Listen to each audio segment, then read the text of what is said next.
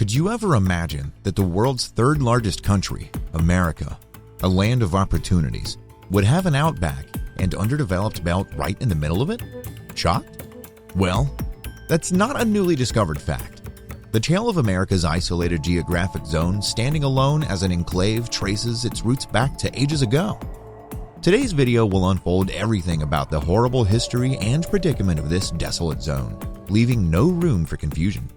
Sandwiched between the Pacific and Atlantic Oceans and neighbors with Canada is the privileged land of the United States of America.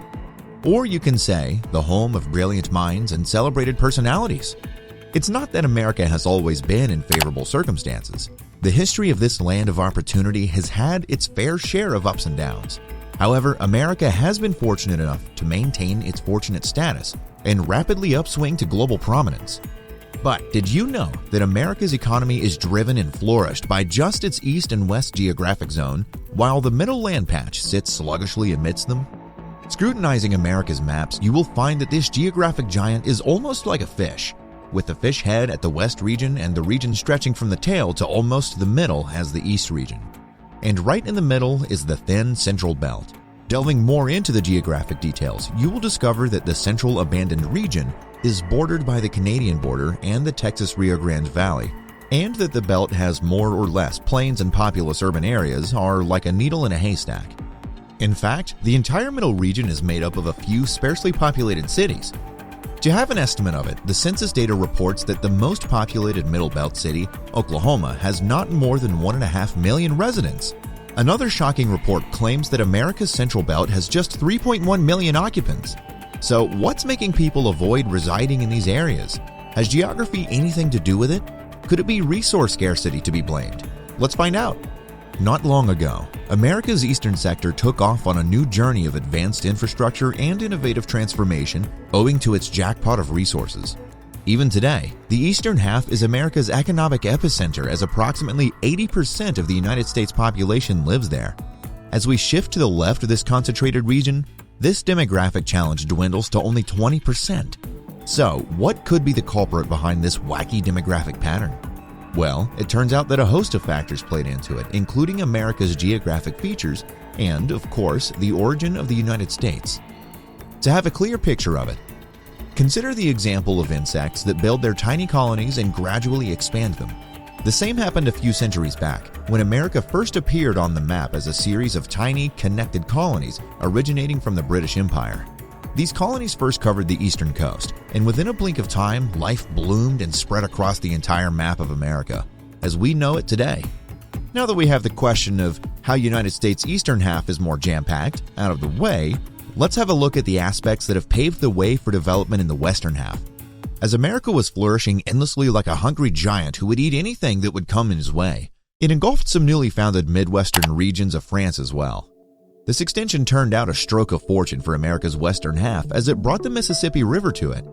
The fresh watershed from the river has not only been supporting the farming boom ever since, but also has strengthened the global connections as trading and shipment are made possible through it.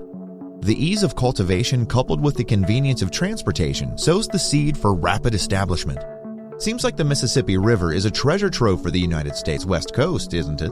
During this period of rapid colonization, America was unstoppable, and you won't believe that San Francisco became a part of this demographic giant decades after it was founded. After San Francisco, Los Angeles and Portland, Oregon were incorporated too. While America was extending in dual directions, the huge problem of unavailability of reliable transportation cropped up in the western zone and hit these newly founded cities with the utmost aggression. It is said that these cities had to fend for themselves, and they did that by counting on their natural resources.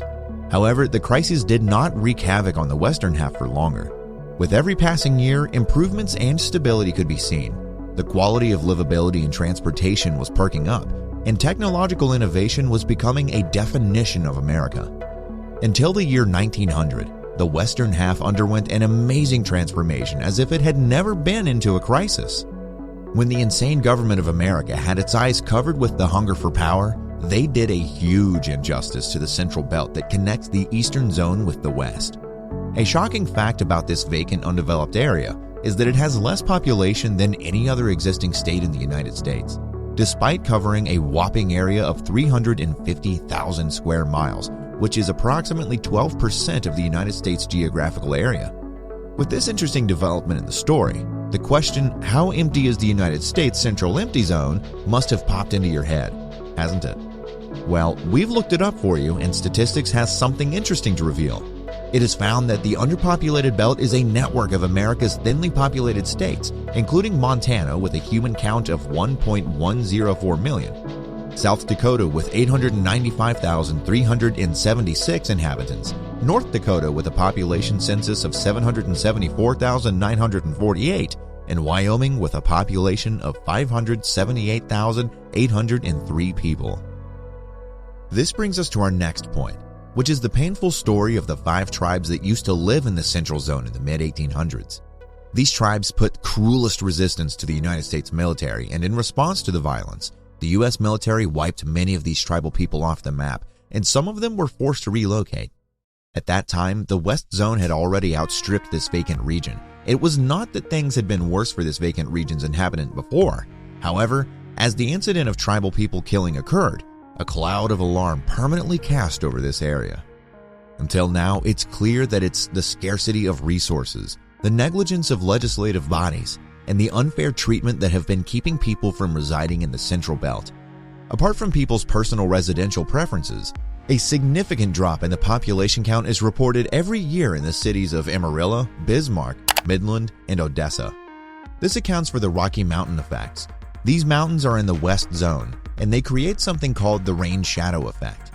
To put it simply, this rain-shadow effect is the culprit behind the arid or bitter cold climate in the vacant region, both of which conditions are unfeasible for vegetation and cultivation. It highlights that even now, the residential conditions are extremely unbearable for the people, and that they are left with no other option than escaping from the curse. So, is it that the undeveloped belt has not been given an opportunity to grow and develop?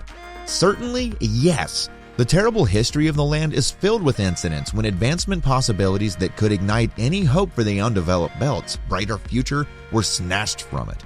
In fact, with the present climatic conditions, challenging topography, and resources shortage, the upcoming years could be bleak and uncertain.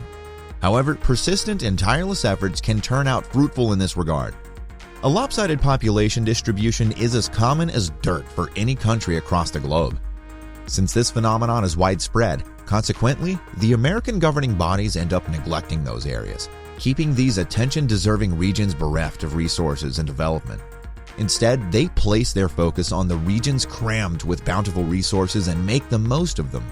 The consequences brought on by such a scenario not only add fuel to the fire of restlessness and hatred among the people, but also provoke them to demand liberty from social and cultural disparity, all of which are incredibly dangerous to the country's integrity.